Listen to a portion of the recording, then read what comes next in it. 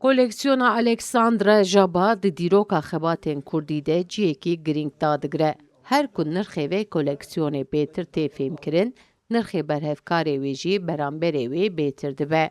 Koleksiyona ku Jaba di heyama wezîfeya balyostiya xwe ya Erzeromê de berhev kiriye, ji aliyê edebiyat, dîrok, çand, folklor û zimanê Kurdan ve destnivîsên giranbiha dihewîne. Koleksiyon bi vê rengê xwe wekî bîra Kurdan ya sed sala nozdemîne. Koleksiyona Jaba vê carê jî ji aliyê Wezareta Çand û Turizma a Tirkiyê ve hat berhevkirin û hate weşandin. Berhemên giranbiha bi merasîmekê li Zankoya Artukluya Mêrdînê de hatin nasandin.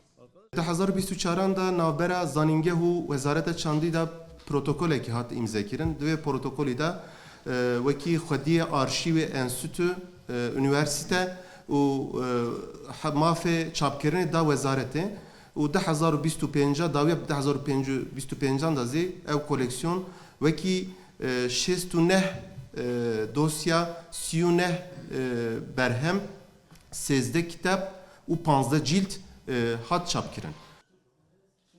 Koleksiyona weşandiye arşîvekî bêhempa ji bo wejeya Kurdî pêktîne. Berhem ku ji 15 cîldan pêk tê 69 nusxeyên destnivîsiyên 39 berhemên cuda dihewîne.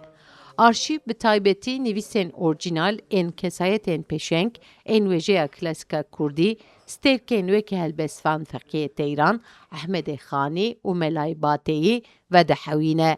Li gorî akademisyenan, ev proje gavekî mezin bû di parastin û veguhestina mîrata nivîskiya herî girîng a zimanê Kurdî de bo nifşên peşerojê û çavkaniyekî hêja ji bo cîhana akademîk peyda dike.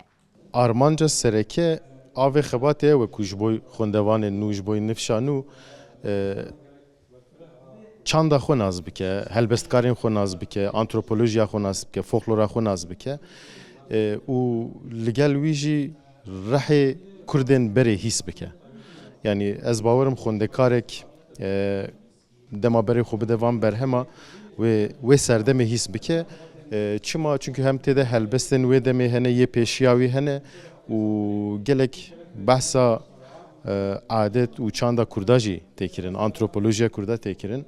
Li Başûrê Kurdistanê û li Bakur û li Rojhilat heta beş bi beş çap bû li yekem carê beşa Kurdî bawayekî temamî hemî kulliyat amade kir û qasî heftê kitêb yanî û Wezareta Çandê jî çap kir. Ev e yek arşîvên Kurdolojî, arşîvên Kurda, yek ji ez bêjim hem ji bo hafıza Kurda tarîxê yani tarîxa xebatên Kurdî gelekî girîng e û hem jî wek sermayeke netewî millî em dikarin binirxînin.